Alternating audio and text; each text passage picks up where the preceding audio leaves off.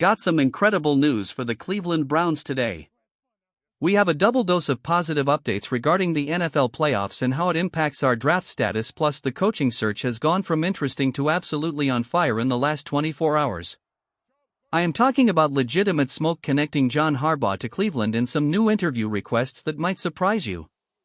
There is so much going on with the team right now, so please hit that subscribe button so you do not miss out on any daily updates, because we are covering every single angle of this offseason. Now let's get into the first piece of fantastic news for Cleveland. If you were watching the games yesterday, you saw the Jacksonville Jaguars lose to the Buffalo Bills. Now usually I do not care much about what happens in the AFC South, but this result was absolute gold for us. You guys know the trade details, but let me refresh you. We own Jacksonville's second-round pick, which turned into a late first-round pick, but it was starting to slide down the board. If Jacksonville had kept winning, if they had gone on a Cinderella run to the Super Bowl, that pick could have ended up being 31st or 32nd overall, essentially becoming a second-round pick again. But because they lost immediately in the wildcard round, that pick is now officially locked in at number 24 overall. This is the absolute best-case scenario for the Cleveland Browns from where things stood entering the weekend. We essentially have a top-tier first-round selection now to go along with our own pick at number 6. This changes the entire draft strategy. I have been saying for weeks that at pick number 6 I want the Browns to take offensive tackle Francis Mauigoa. I have been watching his tape from Miami and the guy is a monster. I watched the Ohio State game, I watched the Ole Miss game, and he just erases people. You look at his quarterback Carson Beck, he is sitting back there filing his taxes because he has so much time to throw. That is because Mauigoa is a wall. He is the best lineman in this draft and it is the biggest need for Cleveland. So in my dream scenario we grab him at 6. But now knowing we have picked 24, the flexibility is insane. Maybe you grab the tackle at 6 and then at 24 you get a wide receiver to pair with Isaiah Bond. Or maybe you double down on the trenches and get a defensive interior guy. Having a pick in the mid-20s instead of the 30s is a massive difference in terms of the quality of player you can get, and it gives the front office so many more options to build this roster. But look, the draft is in April. What we care about right now is who is going to be the head coach of this football team. And today the rumors regarding John Harbaugh have hit a fever pitch. According to CBS Sports analyst Jonathan Jones, there is real and mutual interest between John Harbaugh and the Cleveland Browns. Let me repeat that. Real and mutual interest. This is not just fan speculation anymore, this is coming from credible insiders. We know Harbaugh is a wanted man. Jay Glazer reported that he spoke to Harbaugh directly, and Harbaugh said a ton of teams have reached out, but he is going to take the weekend to narrow it down to 3 or 4 serious options. Sources are saying the New York Giants are pushing hard. The Falcons and Titans are in the mix. But I honestly believe the Cleveland Browns have the best case to offer him. Think about it from his perspective.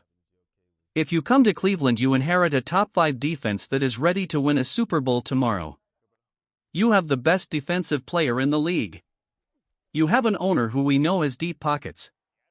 Whatever Harbaugh wants to be paid, ownership will write the check without blinking. We saw them do it for Deshaun Watson, we know they will do it for a championship-caliber coach. Plus there is the emotional connection. Harbaugh's family grew up Browns fans. His mom was a Browns fan. He has talked about his love for the city and the history. And let's be real, there has to be a part of him that would love to come to Cleveland and beat the Baltimore Ravens twice a year, right? Sticking it to the team that let him walk is a powerful motivator. I truly believe a new head coach, especially one with Harbaugh's pedigree, is what this roster needs to flourish. We have so much young talent. You look at guys like Quinshon Judkins, Isaiah Bond, and Shedeur Sanders. These are young superstars who need guidance, and Harbaugh is the ultimate culture builder. He turns programs around and he wins everywhere he goes. Don't underestimate the ownership in this process either. People like to joke about them, but they can be very convincing in a room. When they want something, they go all in. If they get Harbaugh in a room for an interview, I think our chances skyrocket. So I want to do a little gambling with you guys. Give me your prediction right now. On a scale of 1 to 100, what is the percent chance that the Cleveland Browns land John Harbaugh? Is it a 10% pipe dream? Is it a 50-50 toss-up? I am sitting at about 30% right now, which I think is pretty high considering there are 32 teams and only one Harbaugh. But if we get that interview, I might bump it up to 50. Let me know your percentage in the comments. I want to see how optimistic everyone is feeling today. Now we have to talk about the other side of the coin because there is a potential downside to all this coaching movement. As we are filming this, reports are coming in that the Baltimore Ravens are requesting to interview our defensive coordinator Jim Schwartz. This is the news I was dreading. We have reports that the Browns are doing everything they can to keep Schwartz. They are telling head coaching candidates that the preference is to keep the defensive staff intact. But if we go out and poach John Harbaugh, you have to wonder if the Ravens will retaliate by trying to steal Jim Schwartz. It also brings up the question of staff alignment. If Harbaugh comes in, does he want to keep Schwartz? Or does he want his own guy running the defense? Usually a head coach wants full autonomy. But Jim Schwartz has been so good here that you would hope any smart coach would want to keep him. The defense was the backbone of this team. But if Harbaugh says, hey, I want to bring in my own DC, do you say no? Do you let Jim Schwartz walk to get John Harbaugh? It is a tough question. Personally, I think Harbaugh is a once-in-a-lifetime candidate, so you do whatever it takes to get him, even if it means losing Schwartz. But it would hurt to see Schwartz go to Baltimore of all places. That would be a bitter pill to swallow. Let's shift gears to the interviews that are actually happening today. The Browns have officially confirmed they are interviewing former Dolphins head coach Mike McDaniel. This is a fascinating one. McDaniel is a familiar face. He was the Browns wide receivers coach way back in 2014. There is actually a funny story that when he left Cleveland, he wrote a massive report on why the offense was dysfunctional. So he knows the building and he knows the history. Strictly from a football standpoint, I love Mike McDaniel's mind. He is a genius in the run game. He creates speed in space better than almost anyone. If you told me he was coming back to be our offensive coordinator, I would be throwing a parade. But as a head coach, I have some serious concerns. He finished his tenure in Miami with a winning record, sure, but he was 0-2 in the playoffs. And the big knock on him was that he could not beat good teams. Against teams with a winning record, he was something like 4-17. He would drop 70 points on the bad teams but then look completely lost against physical contenders.